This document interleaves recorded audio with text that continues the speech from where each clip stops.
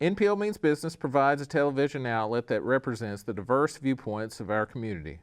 Often, contributors will draw on personal stories, personal views, or other events and topics when sharing content. Nashville Public Library and the NECAT Network do not necessarily endorse any of the information, opinions, or views expressed by the contributors. Viewer discretion is advised.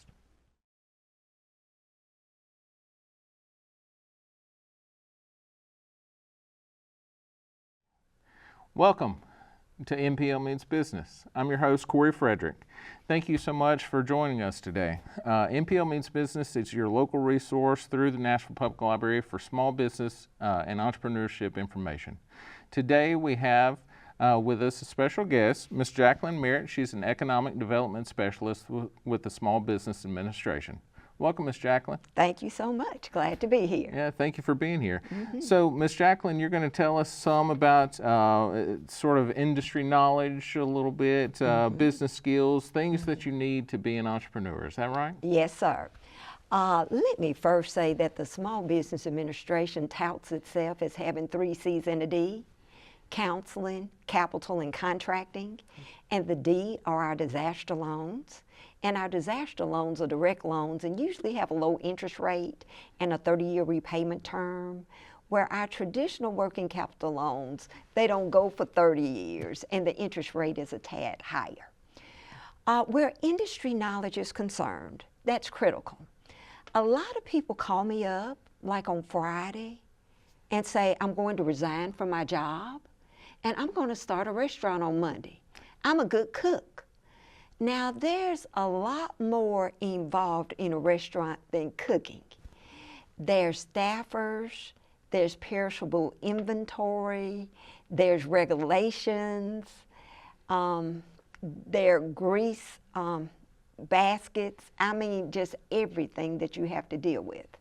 So before somebody starts a business in a certain industry, we beg, plead, and beseech that they work in that industry prior to opening a business. So if you want to start an ice cream shop, work at Baskin-Robbins, work at Ben & Jerry's, work at Marble Slab, work somewhere and get exposed to that industry. Okay. So is it necessary to become an industry expert to start a small business? It would be good to be an industry expert, but if you're not, some working knowledge of that industry would behoove you. And some industries is more important than others. The restaurant industry is highly volatile, so you would definitely want to know what goes into that industry. In fact, for most loans, we will not make a loan to someone starting a restaurant unless they have restaurant management expertise or somebody on the team does. And that's another point that we like to encourage people. Birds of a feather flock together, and we have a way of bringing people into the fold who are just like us. In the business realm, you need to hire toward your weaknesses and not your strengths. So if you're affable and gregarious and enjoy being around people, you need to hire an introvert to be in the office, doing the bookkeeping, answering the telephone calls, responding to the emails, and doing things of that nature. And we've all heard the saying, it takes a village. In the business, it takes a village.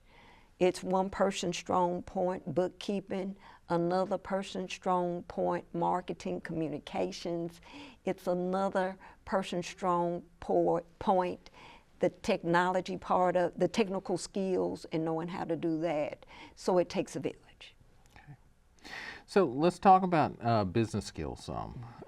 What is the best way to build business skills? For business skills, you can get formal and informal training. Formal training, going to an institution of higher learning, going to some of the courses that SBA offers, and then there's the informal training where you sort of learn by fire. There are a lot of volunteer activities where people get to exercise certain business skills, sort of like the church bazaar. You're pulling a lot of people together. You're putting the pants in one location, the blouses in another location, food items another location. That is a mammoth task. And if you do it right, it takes a lot of planning, a lot of management, a lot of stuff behind the scenes before the day of the church bazaar. Hold that thought right there. We're going to take a quick break, and we'll be right back to NPL Means Business.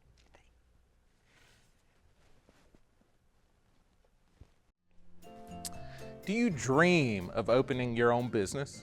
Do you have a side hustle that you want to take to the next level?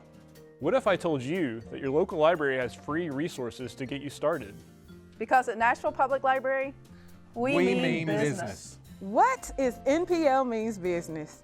It's an initiative that seeks to create a more diverse and motivated entrepreneurial ecosystem in Nashville, with the library being an essential player in helping Nashville citizens discover and realize their dream business.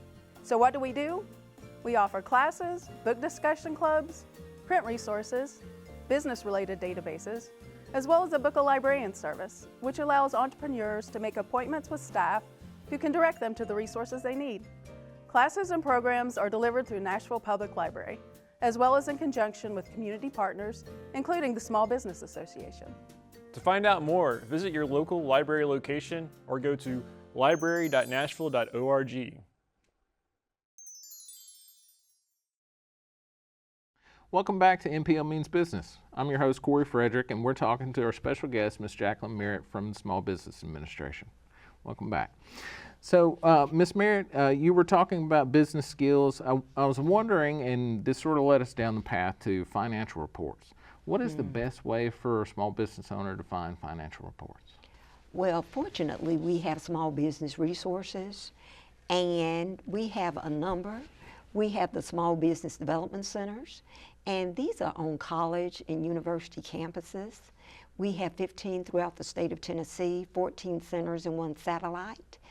Here in the local area, we have one in Davidson County, Sumner County, Montgomery County, Rutherford County. So we have them throughout the state, and we know that Tennessee is a very long state. They can help individuals get versed with balance sheets, which is reflective of one day, how the operation's doing. And they can help them get versed in profit and loss statements.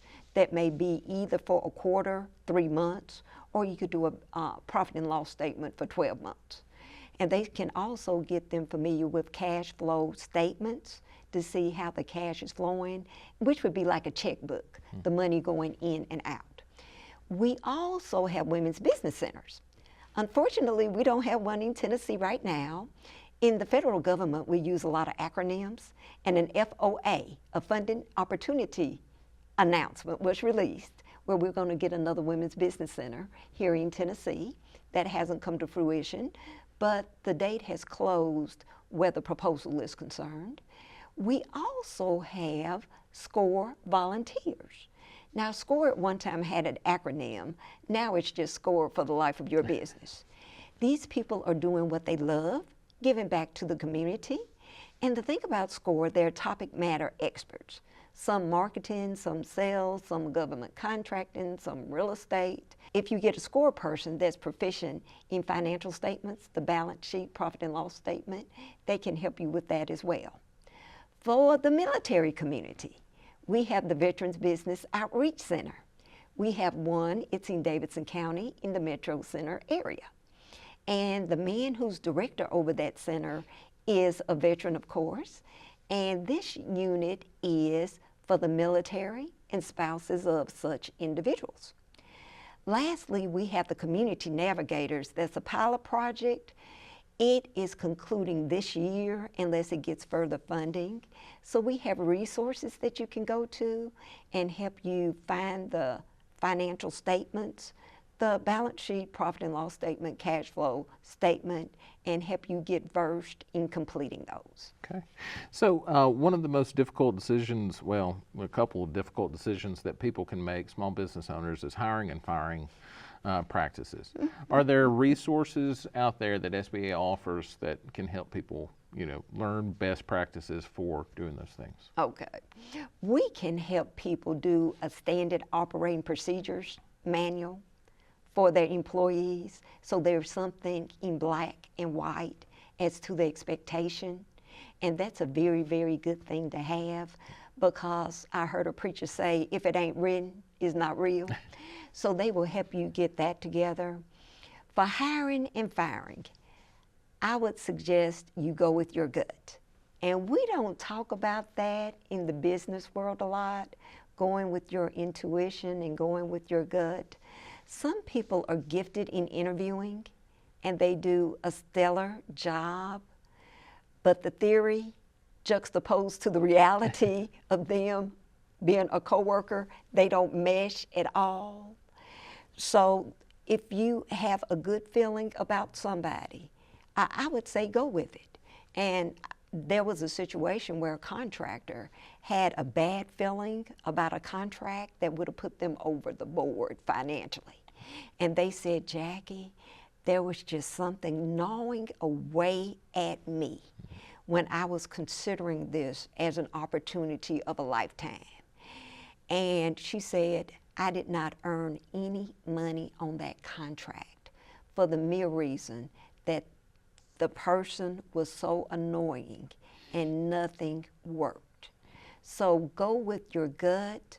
Don't let the superficial sway you to a point, because like I said, the theory and the reality do not always mesh where hiring people are concerned. Thank you for that. Just to steer the conversation in another critical area for small business owners is the market. Why is it so important to determine who your competition is in your market? You want to know who your competition is because you want to know what competitive edge, the space you want to fill. When I was a younger person, what I would have done, I would have gotten a cosmetology degree. I would have started a beauty shop. And the competitive edge of my beauty shop over everybody else is that I would have been open 24 hours a day. So for people who get up early, like Jackie Merritt, they can be at the beauty shop at 5 a.m. and get their hair fixed before they report to work at 6:30. All right. Well, thank you so much. We're going to pause right there and take a quick break.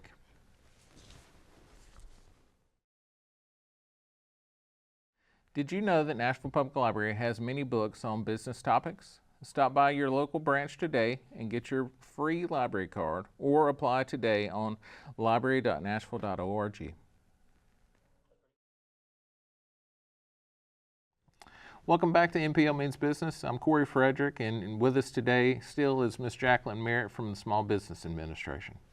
So, Ms. Jacqueline, when we left off, we were talking about the market and having a competitive edge. Do some businesses refine their competitive advantage over time? You have to. If you don't, you become extinct. I look at people and what has them in business today has them out of business tomorrow. And with the changing culture, you need to have products and services that meet the needs of the people. Back when there were stoves that you had to have wood to cook, most breakfast meals were real meals: bacon, sausage, scrambled eggs. Quaker came up with an idea for a hot breakfast that wasn't that labor intensive. So they came up with oatmeal, and it was old-fashioned and it cooked for a long time, maybe 3 to 5 minutes, which is a long time to us today. It wasn't a long time to them back then. Well, long story short, we have quick oats now. Now we have the instant. And a lot of us in the South, we're like, add more sugar, more butter, more gravy, and we're happy. With those instant packages of maple and brown sugar, apples and cinnamon, strawberries and cream, they're sweeter than the ones in the large canisters. Also, they're more convenient because they're instant. And then Quaker got more convenient where you have it in a bowl, where they have the oats in a bowl, you pour the water in there and you can just grab and go with your bowl. So if you want to stay in business, you need to have a competitive edge, because what has you in business one day may have you out of business the next. Sure. Always got to be growing towards something, the next idea. Yes, look at different product and service lines, and as you already know, timing is everything. Sure. Well, that leads us right into our next topic is the topic of motivation. How much motivation, what type of motivation, I guess, does an entrepreneur or small business owner need to have? There is a book entitled The Money is the Gravy. And in that book, it talks about your core, your passion. And it talks about when you start a business, you don't want to go for the 10 top industries where the most money is generated, because that would introduce you to AFib, heart palpitations, headaches, all sorts of health problems. What you want to do is to engage in something that makes you breathe. Now, this book is a little dated, but they gave the example of Martina Navratilova. They said the first tennis court that she stood on was gravel. And they said that she knew that this was home, that tennis was home. And the average person, if your child comes home and says, I want to be a tennis player, you'll be like, you better get a job. And then another person in the book, they had worked for a pest control company, like Orkin or Cook's Pest Control. And they said it intrigued them to get in the minds of how to terminate rodents and kill them. Now, if a child went to their parent and said that, it's like, we need to take you to Dr. Phil, we need to get you some help, because this is what the next serial killers are made of. But figure out what your passion is and spring from there. You may be familiar with Dr. Dorothy Brown here in Nashville. She was an orphan, and at the age of 5, she went to the hospital for a tonsillectomy. And Dorothy Brown said that the smells and the sounds of the hospital were so comforting to her that she knew that one day it would be her world. Now, how many children enjoy being in a hospital? Well, long story short, she was a Negro in the segregated South. And when she told people about her goals, dreams, and aspirations, she got patient smiles and impatient frowns. Long story short, not only did Dr. Brown become a doctor, she became a surgeon. And she is known as the first Negro female surgeon in the Southeast. Wow. Passion. Yeah. She hadn't seen that before. She was intrinsically motivated to go after that dream. So be intrinsically motivated, figure out what excites you, what makes you breathe, and go for that. So motivation won't get you the entire way. So you've got to have financial resources. Financial resources for sure. We're to that part. So okay. Tell us about financial resources and, how even SBA can help with some of that. A number of people, for financial resources, they get it from friends and family. So we tell people you're marketing yourself even before you start the business. In your family, do you show up to family gatherings with what you said you were going to bring? If you say you're going to call somebody back, do you? In your churches, in your sororities and fraternities, are you dependable? So you're marketing your business before you even start. A lot of people get money from family and friends, believe it or not, to help them start their business. And some of us have what's called a rich uncle, the person in the family that everybody goes to get funding. All right. Well, thank you so much. That takes us right to a break.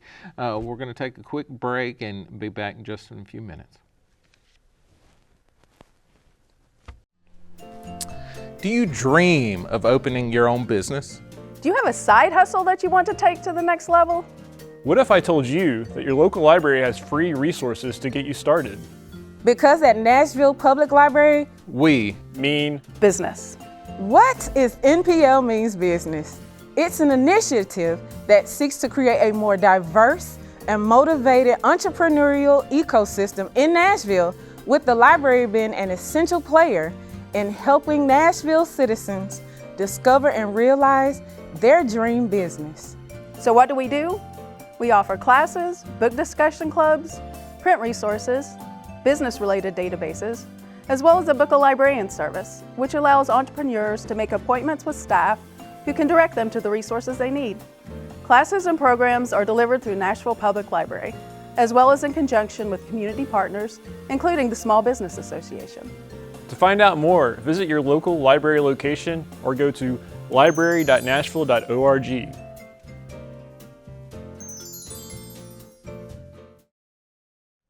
Welcome back to NPL Means Business. I'm Corey Frederick, and with us today is still Miss Jacqueline Merritt. Miss Jacqueline, you were talking about financial resources when we left off. Indeed, and sometimes people are blessed enough to have somebody in the family that would make them the loan maybe at prime, and we know prime is the interest rate that the bank charges its best customers. It's at 8.5 now, maybe fixed, maybe lower than prime, because people are not getting a lot on their checking account, CDs, and other things. Other people may want to get a loan, and we have SBA guaranteed loans. And these loans are not direct loans. They're done in tandem with what we call participating lenders. Banks that are versed on SBA guidelines, they know how to make, monitor, and service the loans. So what unfolds is the bank disperses the funds and SBA guarantees the amount. What does the guarantee mean? Glad you asked. If somebody gets a $150,000 loan under our 7A loan program, it's guaranteed at 85%, loans $150,000 and under. When you look at 85% of $150,000, that's $127,500. So if the borrower defaults on the loan for any reason, a pandemic, the product or service is obsolete now due to technological changes, whatever the case may be, SBA would write the bank a check for $127,500, lessening the bank's exposure to risk considerably.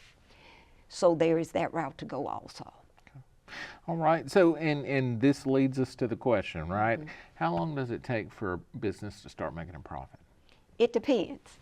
When you ask an attorney a question, a legal question, sometimes it depends in different scenarios.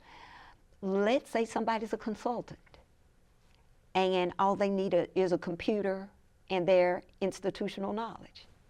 They can go somewhere with their computer and the institutional knowledge, make profit readily.